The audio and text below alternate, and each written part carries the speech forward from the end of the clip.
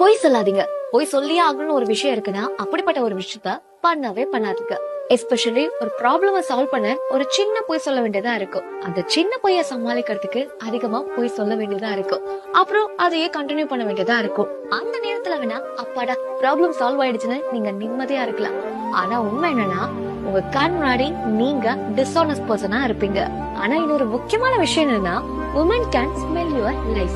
நம்ம கிட்ட ஏதோ ஒண்ணு மறைக்கிறாங்கன்னு அவங்களுக்கு தெரிஞ்சாலே உங்க பாண்ட்ல ஒரு மைல்டான கிராக் ஒண்ணு ஸ்டார்ட் ஆகும்.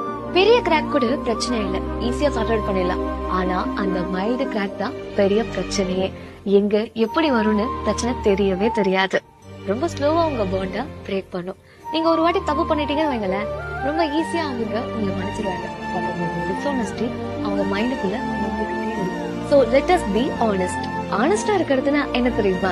ஒரு விஷயத்த சொல்றதுக்கு ரொம்ப கஷ்டமா இருந்தாலும் நான் உண்மையா தான்